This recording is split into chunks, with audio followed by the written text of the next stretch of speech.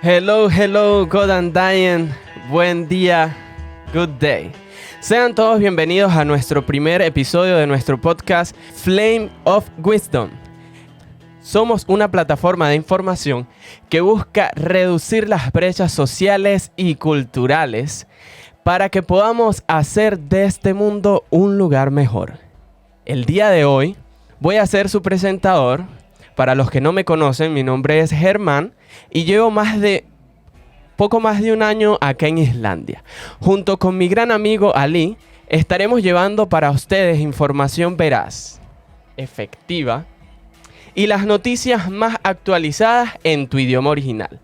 Es por esto que el día de hoy traemos una información de gran importancia para ustedes. Si te preguntas cómo obtener una bicicleta segura, económica, porque es de forma gratuita, te invito a que te quedes con nosotros, que en el día de hoy estaremos brindándote toda la información de esta iniciativa que ha sido un rotundo éxito desde el verano pasado.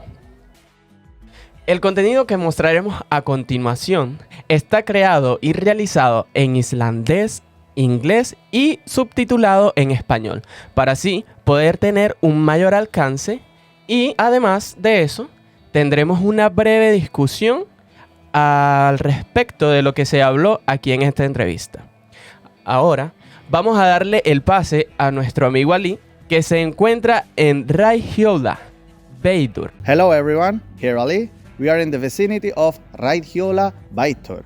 If you ever wonder how to get a quality bicycle in a very low cost, or even so, if you want to repair your old bicycle and you don't want to spend a fortune in it, I can tell you how you can do it. So let's find out, because we're going to speak next with Mr. Birney, and he will tell us all about these topics. And remember, here on below, we will leave you the exact location where you can find out.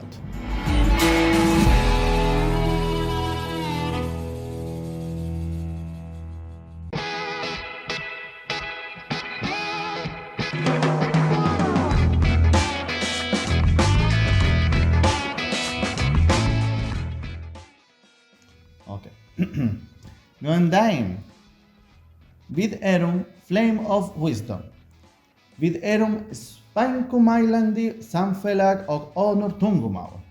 Við viljum spyrja þig nokkura spurninga. Ég í lagi að tala ensku fyrir óþolinmóða áhorfendur okkar? Yep. Já, takk fyrir. First, we would like to start. Please tell us about yourself and your work. Okay.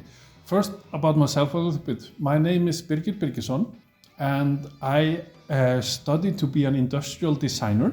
Good. And I work today for a company in Reykjavík that makes prosthetic legs. Oh, that's nice. So that's very interesting work. I used to live in Denmark for a long time to study and work for a few years.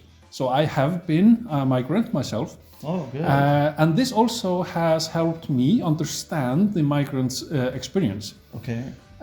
Which is why when I joined the club Reiðhjola Bændur many years ago, I saw an opportunity in that to help people in the same situation as I was in Denmark to connect with the local community. But we'll come back to that in a moment. So as I said, I live in Reykjavík. I have a family, my wife and my two sons. They are grown men today. One is 30 years old and lives in Norway. The other is 20 years old and still here in Reykjavík.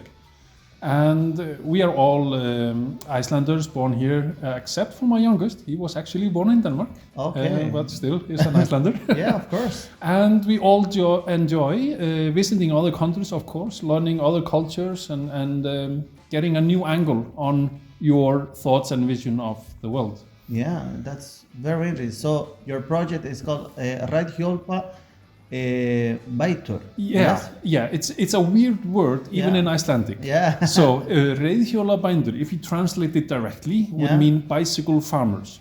Okay. But there's a little bit of mistake in that, because we also have in Icelandic a word called húsbóndi, which means like a lord of the house or lord of the manor. Yeah. And we are using the word bóndi or bændur in that context. Okay. So it's really like the lords of the bicycles, The which lords of sounds the much better. Yeah, most definitely. Yeah. And tell us about this project. Yeah.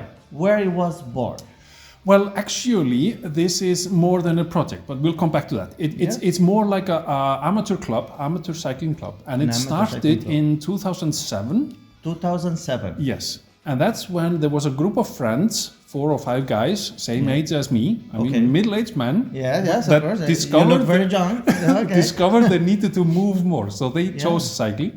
Okay. And it was difficult for them to find the right time. They had families, they had jobs, busy lives.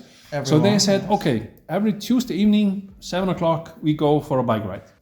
And they did this for some time, and then they started asking more friends to come with them. And the group is growing and growing and growing. And when I joined in 2015, so the club was already 8 years old then, there were about 100 people in the group riding around circle around Reykjavík once a week. Yeah, very nice cycling club. Yes, very nice. And the people did this also in the winter. Because in the winter you use special tires, special clothes and so on. But you can still cycle in Iceland in the winter. It's possible. It's possible, yes. Yeah. And the benefit, I believe, it's you can see beautiful, unique sights in winter that you cannot see in summer or spring, yes? Yes. If I'm not mistaken, you can correct me if not. No, it's completely correct. And even during the night, I mean late night, especially when you have the snow or the ground is white, if you have the moon out, there's a little bit of light coming not only from the moon, but also from the snow, reflecting the light. And cycling in beautiful weather during the night, even if it's cold, it's very nice. Yeah, because you're wearing special gear. Yes. And I believe it's not that expensive, just a bit 2 clothes. Yeah. Like your regular stroll, but you're in a bicycle, yes? And actually it's a curious thing. Yeah. We have, of course, as you know, the Icelandic wool, the sweaters and everything. Yeah, and this is something coming, hundreds of years ago, this was invented. Yeah. And it's the perfect clothes to have when you're cycling in Reykjavík. See? So it's just a wonderful thing that it fits together. So you don't need a special gears to go cycling on winter, just Icelandic wool. Yeah. Except when it's raining, then you need a better something. Yeah. Okay. We have some exceptions. So more of the background of the club. As the group grew, that is cycling around Reykjavík once a week, we had a lot of people come that were learning to use their bicycles. I mean, maybe they had bicycles as children, but they've never used it. And also in this group, we are riding a little bit in traffic as well, on the streets. Yeah. Which in Iceland is completely legal. You can ride your bicycle on the street. You just have to remember to give like the turning signals and these things to stay safe, but it's perfectly legal. It's perfectly legal. Yes. It's a good tip to know for all the bicyclers there that they're afraid to go on the street. Now you it's can perfectly know. legal. And there were a lot of people that needed to sort of learn how to do it.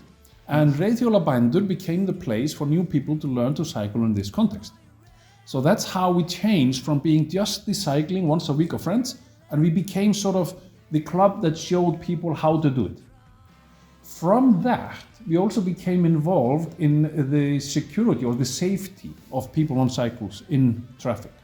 So we began to communicate with the police, and we have this institute called Samgöngustofa, and they are the government institute that sort of distributes knowledge and wisdom about safety and traffic rules and all of that. So we became the club that communicated with them about cyclists. So you do more than just a cycling club and just repairing bicycles. Yeah. You are providing for the people about knowledge of traffic, how to use the bicycles properly, to be safe, and also to be a bridge between the laws and the safety of all riders in bicycles. Yes, that's what we try to do, to let people know what they need to do to stay safe. And also in the other direction, we try to communicate to the police and to Samgöngustofa what they need to change and what they need to educate drivers. Because it's not enough for the cyclists to know how to stay safe. Drivers need to know what to do as well. So it's a cooperation. But the good things and everything always start with the first step. Yeah. So I think you have already done that. So that's why we are here. Yeah, well, we have done it because Yes. I have to emphasize it's a group. It's not just me. Yeah. Although I'm the chairman of the group today and I'm sort of a little bit the face outside, but there's a lot of people involved. Our next question is, how's been your relationship with the people who work with you? And in this case, we can say it for you. Yes? It's been very good. Actually, I was quite surprised when we started because 2022 was the first year where we did a project like this in this Yes. same method, and I was pleasantly surprised. There was a lot of people that wanted to come and help, and it was because they wanted to give back to the society, but at the same time they were helping other people in the same situation as they were. Yeah. So we have had people from many different countries come. As volunteers. Yes, as volunteers, because everything we do is volunteer. Yeah. Even the bikes that we are fixing and giving away, people give those to us. So that's volunteering or donating. Yes. We have agreements with the bicycle shops. They are donating the spare parts. So everything we do is donations and volunteer, and it's just wonderful. And we have met some of the people who work with you. Yeah. And mostly fixing, repairing all the bicycles. Some people who are volunteering in many situations, yes. Good people who are always, as you said, trying to give pay back Yes. Yeah. all the kindness they receive. Yeah. Yes. So And I think it's wonderful. And you know, just to emphasize how much people want to help. We have a group of people that live in Hafnarfjörður. yes. This is about 20 kilometers away. yeah. And they come here either on their cycles or in the bus. And last summer they were working maybe 5 or 6 or 7 hours. And then they went back with the bus or the bicycles, or they went to Salvation Army or Red Cross or other places to volunteer as well. Oh, wow. So I'm amazed at the work that people do. And I know that it's because they want to be part of the society. They want to help out and be valuable for the society. And they most certainly are. Yes. It's a very beautiful thing. Yeah. You know, when you receive kindness, the first thing you think and feel is, if I felt something so nice, I want to everyone and other people feel the same as me. Yeah, exactly. Maybe you can relate to me. Yes? Oh yes, definitely. Yes. That when you received, and I think especially when you receive kindness you did not expect. Yes. Then you feel the need to give it forward. Yeah. Or not to share it. To hold it. Not be selfish. Yes. Yeah, correct. exactly. But another thing that I want to mention in this is that yes, we are a cyclist club and we are fixing bicycles and donating bicycles, but there are so many other things that happen at the same time.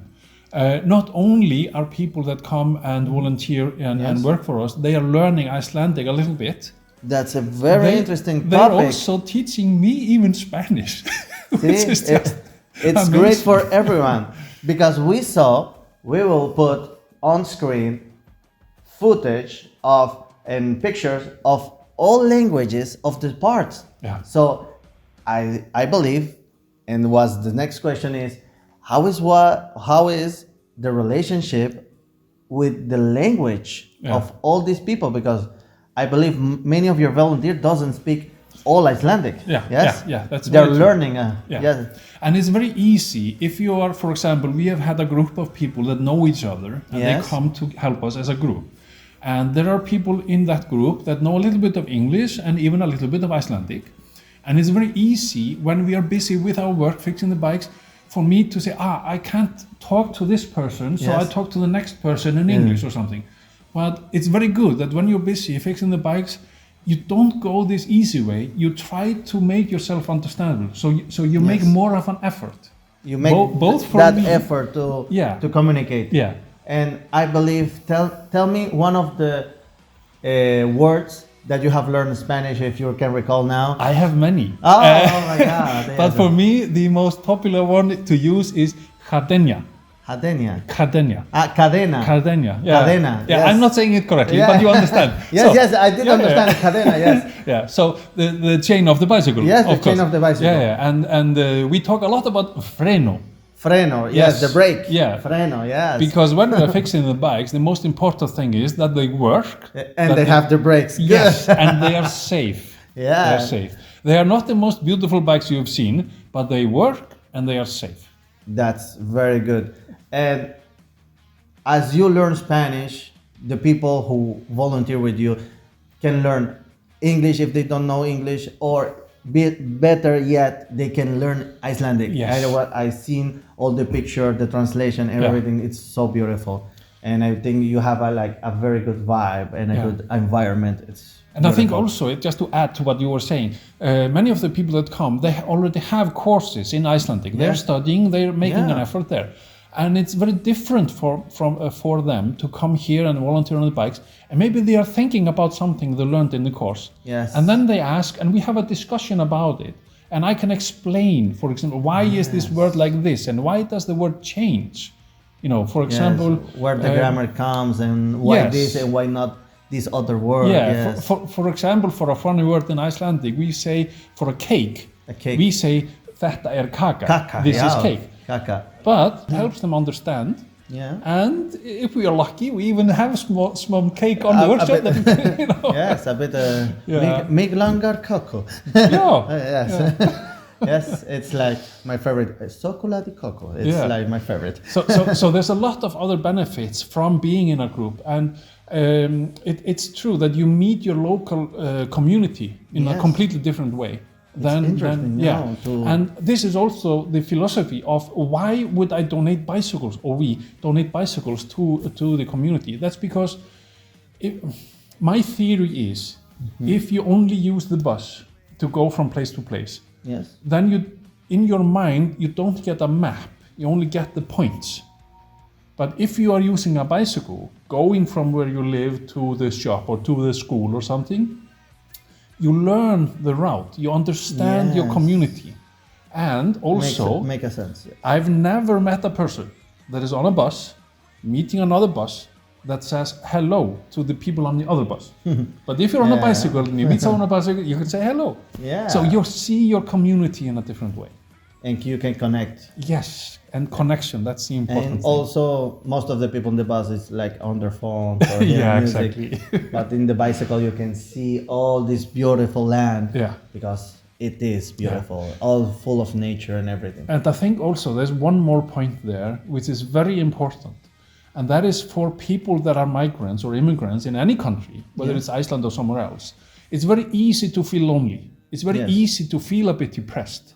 It's true. Having a bicycle, being able to go out in the fresh air, a little bit of movement, and exercises. It helps. It gives you, there are some, I'm not a doctor, but in your brain, in your heart, there are chemicals that are released by movement and by being outside, by the exercise, and it all by helps. The sun. So it's a win-win situation. For everyone. Good health, good physical, mental health, exercise, you can know the community, you can meet people, you know the land, and appreciate all the nature. And this goes with my next question is, how can people have access to a bicycle? Good question. Yes. And I think it's very good that you help people understand how to do this. Yes. So, before I answer the question, I have to give you a little bit of background. Okay, perfect. Because this bicycle project, it used to belong to a different association called Heiðhjola. This is a global thing called Save the Children in English. And last year, they came to us and said, can we work together on this bicycle donation project? Again? Yeah. So we did, and at that point, so last year, people needed to send an application to Heiðhjola. And they needed to process the application, and they would send people a message, say, can you please come this day, this hour to pick up your bike? This became a little bit too difficult. The communication was difficult. Yes. So what we are doing now is we are preparing a website with a very simple form where people apply for this bicycle. And the only thing we need to know is the name of the contact, the telephone number, and if you are applying for some other than yourself, let's say you are applying for your children, we need to know how old are they and maybe how tall are they, because of course how tall children are decides the size of the bicycle. So we are creating this website And once it's ready, we will have a link to share, and hopefully you can help us share it. Yes, you will receive the link of the website and all of our platforms, social media, and our YouTube channel, of course. And then when people apply, they will get a reply from us saying, can you please come this day? And then you just show up and pick up your bicycles. And if you wonder where is this place, also here below or in the comments, we will leave you the exact location, how to get here on Reiðhjola Bændur. Reiðhjola Bændur, the Lord of the Bicycles. Yes, exactly. Good. And we are donating these bicycles, so it doesn't cost anything. Doesn't cost anything. It's free of charge. You can receive a bicycle free of charge. Yes, because it's a donation that is not only from this organization, it's from a lot of people. Yes. People who are donating their old bicycles. Yes.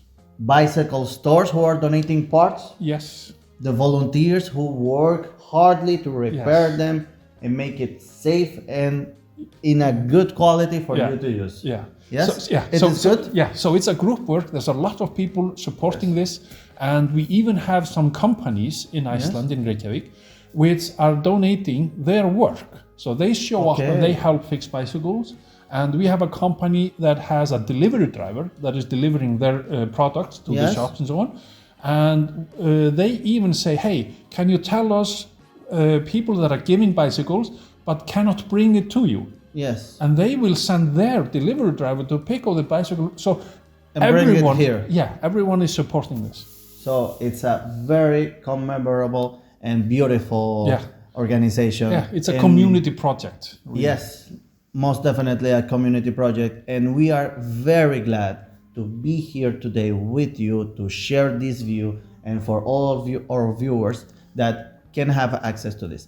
And my following question about that is, it's open for everyone. Yes, they have to be an Icelander to have a bicycle, or it's open for all nationalities? It's open for everyone. We don't ask any difficult questions. You can just come and say, can I please have a bicycle, and we will give it to you.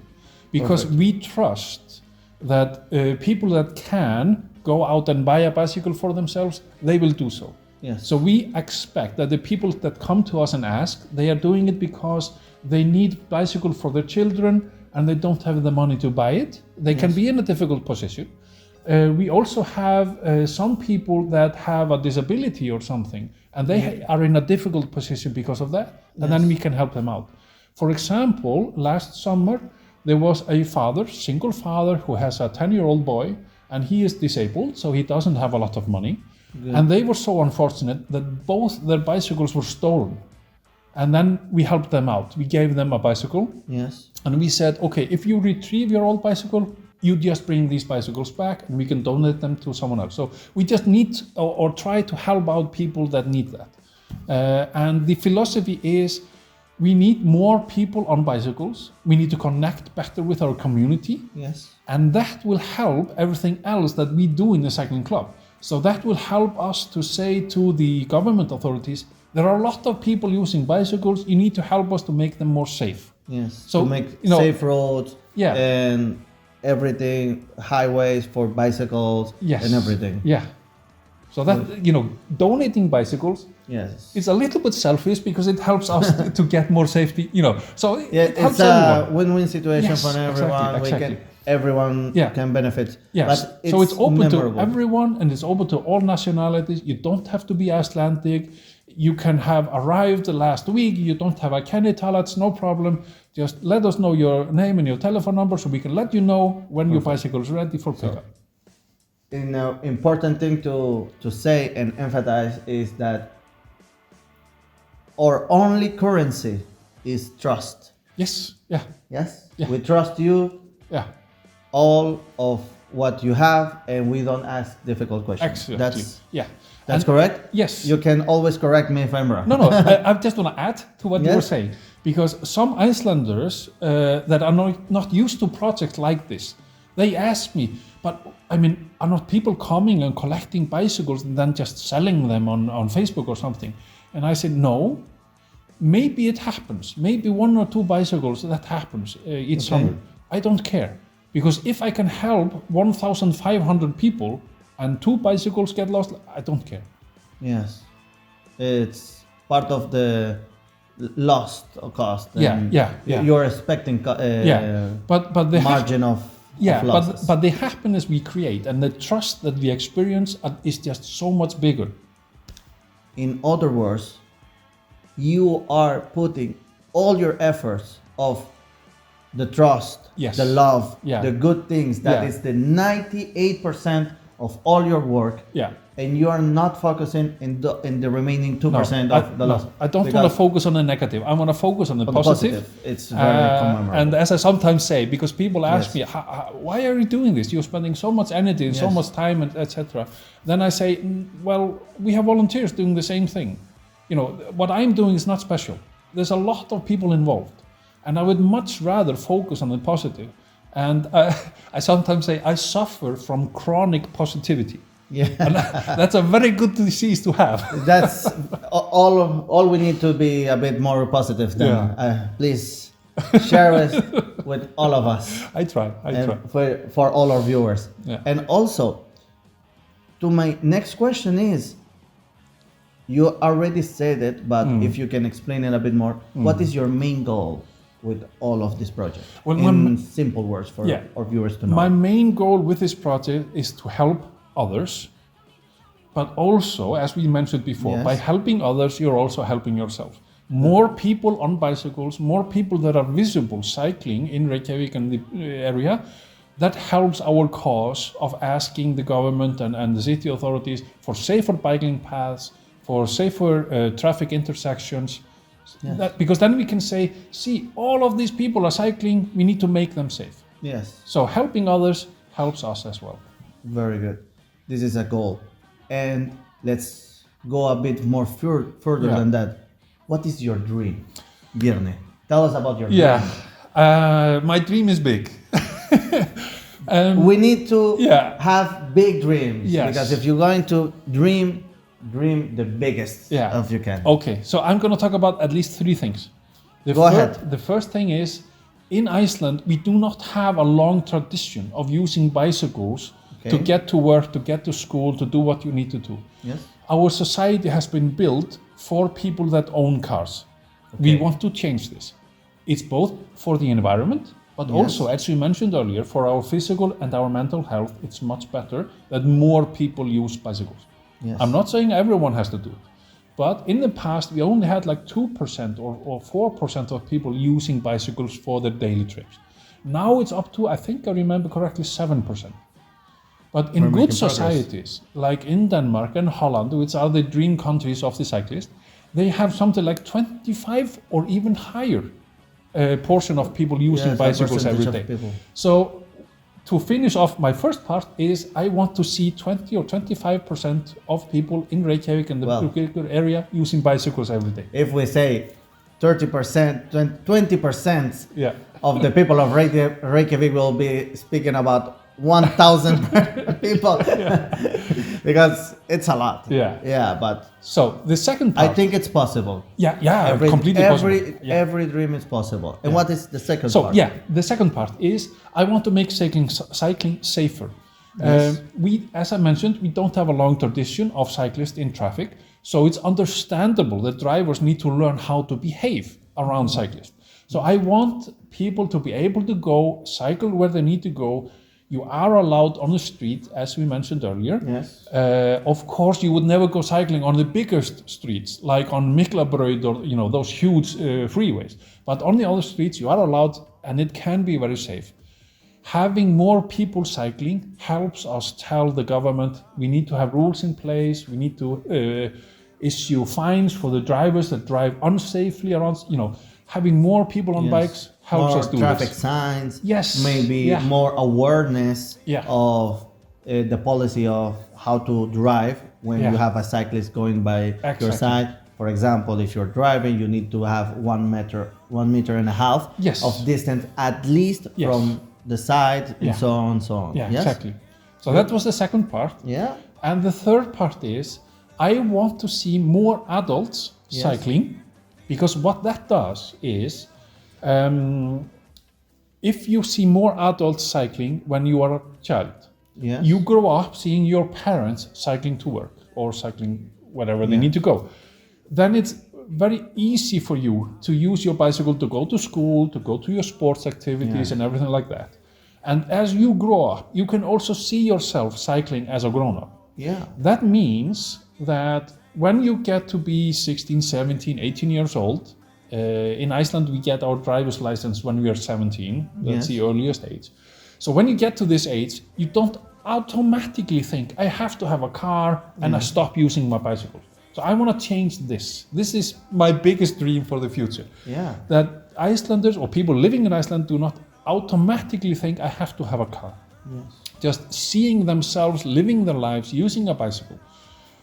And this very much coincides with the fact that Reykjavík has been a very spread out city. It's not a dense city. We don't have a lot of people in the same place. Yeah, This like is in the same community. Yeah, exactly. So this is changing slowly. Now the city authorities are building more and more tightly. And that means that the car is no longer the obvious option. Yeah, You can get where you're going either walking or cycling or using the bus. Yeah. And Because from here, if you're going to say an example to go to Hafnarfjörður, yeah, it's 20 kilometers. yeah, it's a long distance. It's a long distance, Yeah. but when you drive and you go to bicycle, the time between each other is not that far away. Yeah. So 10, 15 more minutes in bicycle, Yeah. you still can go to your destination Yeah. safely. Yes, especially in the morning and in the afternoon, in the rush hour, as we call it. Especially. You can even get faster by bicycle because cars are stuck in traffic. Yeah. So- most certainly. Yeah, I think more and more people are seeing this, and we are seeing more and more of the big bicycles where a parent has maybe 2 or 3 children in the back Yes. and all of that. So it's coming slowly. But doing this donation project, we are helping this move more quickly. We can say for sure that you are working towards that dream. Yes, yeah. That is beautiful, Bernie. I just love it. And I think for closure, I can ask you this question. Tell us and to the viewers, if you had the power to change one thing in the world, what could that be? Oh, that's a big question.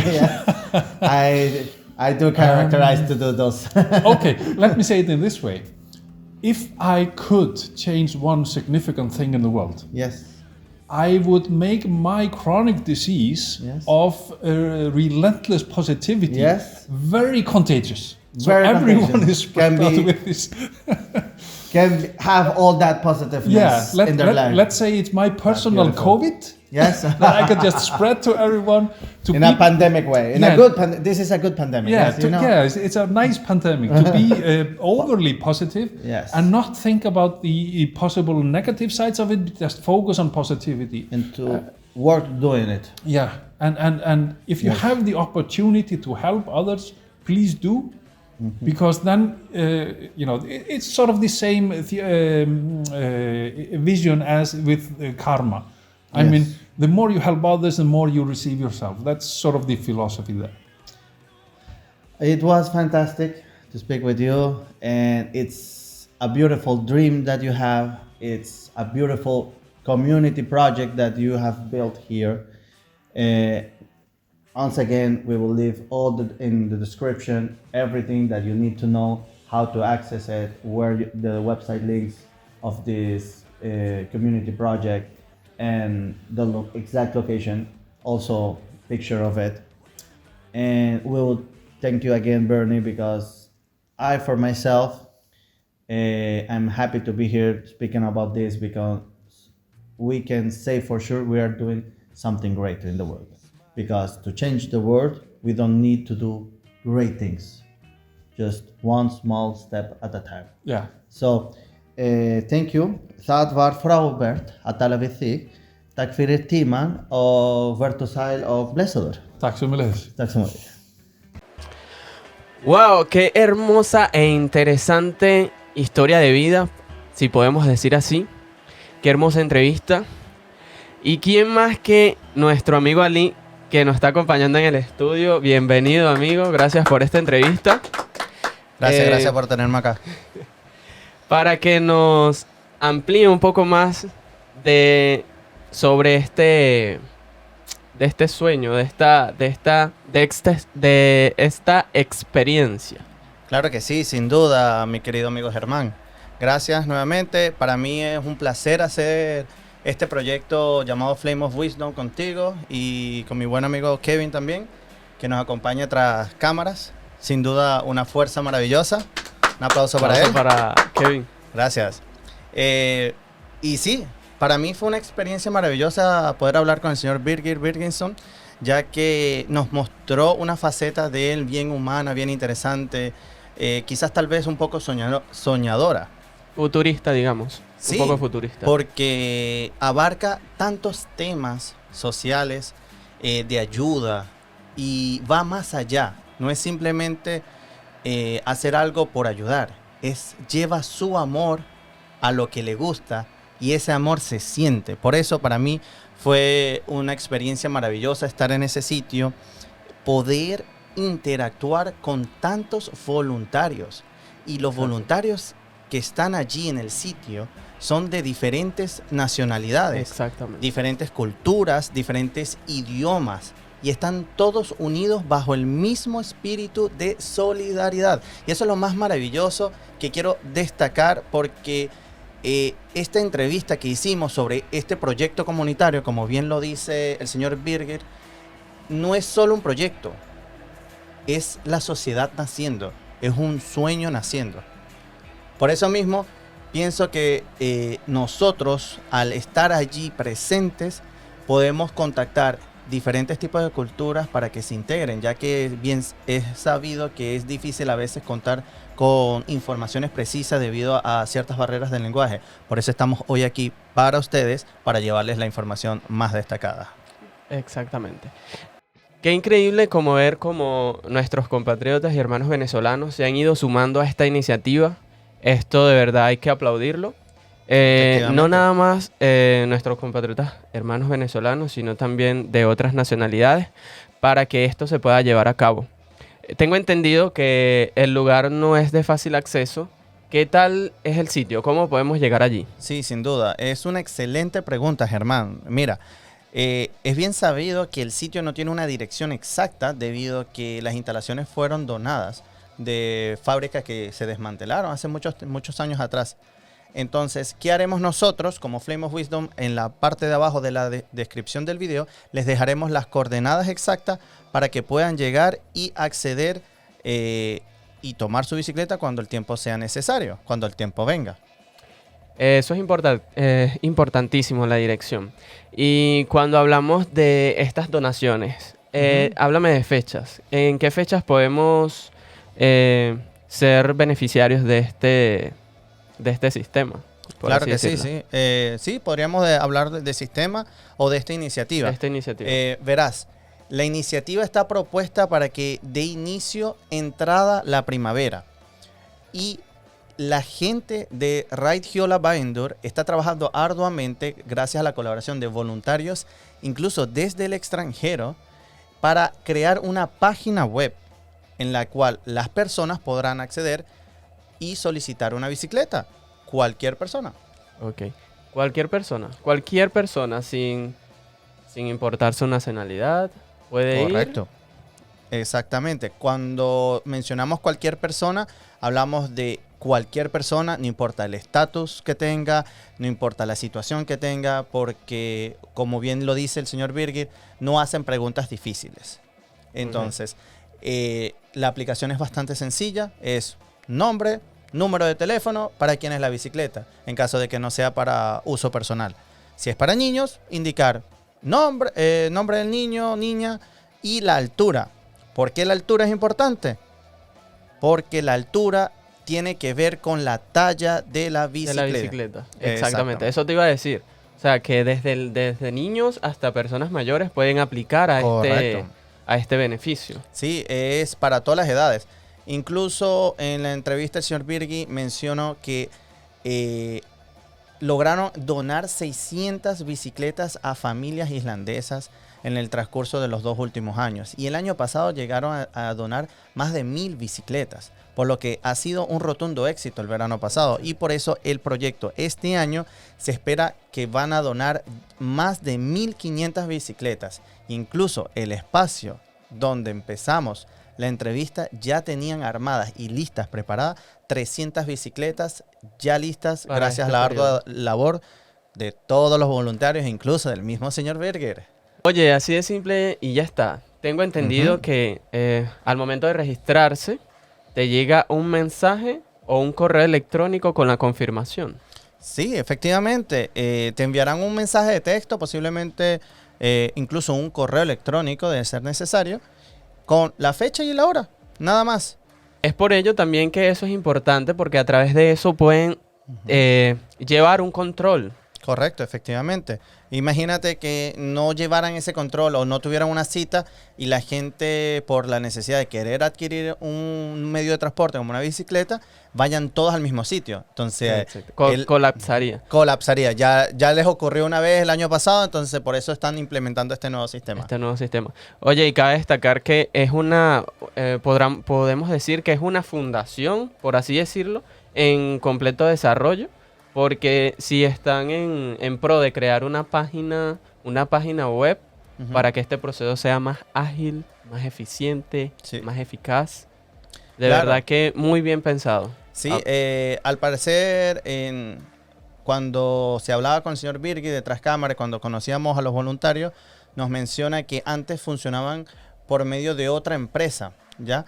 Que ellos se encargaban del proceso de aplicación y todo, pero los canales de comunicación se demoraban. Entonces esto hizo que se fuera un poco tedioso el hecho de contactarse, pasar la información, los canales, cuándo y cómo retirar las bicicletas. Entonces desistieron de este método y ahora directamente lo quieren hacer de forma personal a través de esta página web, que lo está ayudando nuevamente otros voluntarios desde Estados Unidos para hacerles esta página web. Lo mejor de todo es que esta fundación, bueno, nosotros lo que llamamos fundación, pero el señor Birgi fue muy enfático en llamar proyecto comunitario. Mira qué bellas palabras.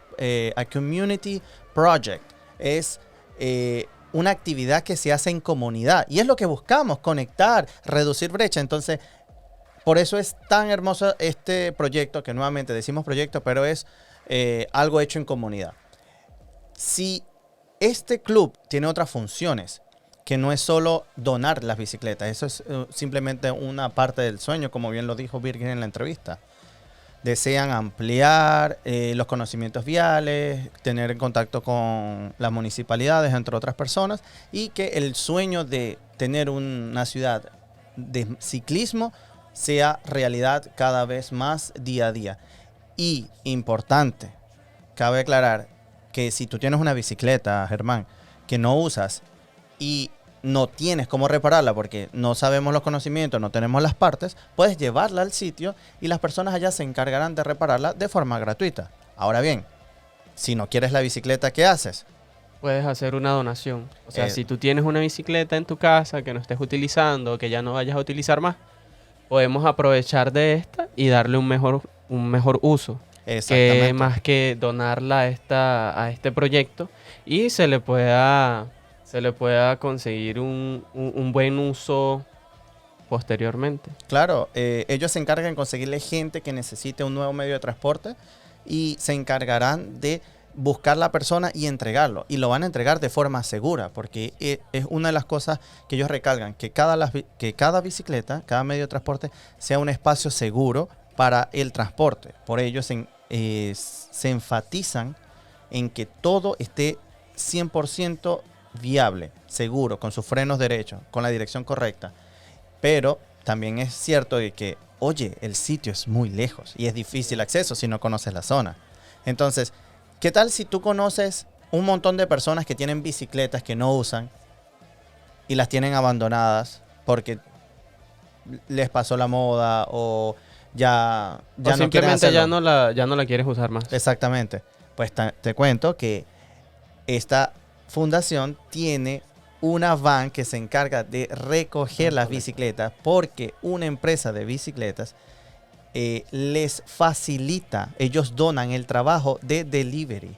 Entonces, Ok. si tú tomas una foto, lo publicas en la página web, que también dejaremos en la descripción en las próximas semanas, puedes decir e indicar de quién pertenece a la bicicleta, quién es el responsable del contacto, y solo tomar una foto. Ellos no necesitan hablar con nadie, simplemente tener la autorización y el acceso para llegar y retirar las bicicletas. Entonces, si ves que hay bicicletas baldías en un estacionamiento o son de tus vecinos, puedes llamar, contactar a la fundación a través de sus páginas oficiales, sus canales, y ellos se encargan de buscarlo, incluso si es tu propia bicicleta.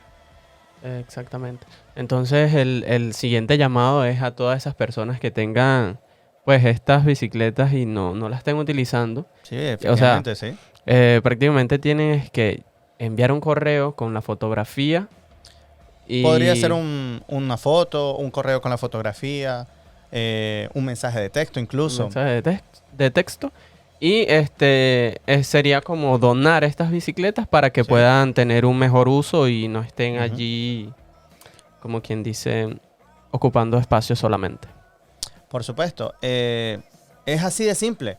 Y incluso han habido ocasiones donde ellos se encargan de incluso llevar las bicicletas al sitio cuando lo van a donar. Normalmente piden a las personas que se acerquen hasta la fundación y retienen sus bicicletas. Sin embargo, si es una sorpresa para los niños o quieren hacer un evento especial, ellos pueden encargar de llevar la bicicleta, porque como les mencioné antes, tienen una van que es abierta atrás y allá pueden montar muchas bicicletas de forma simultánea y llevarlas al sitio. Ok, listo.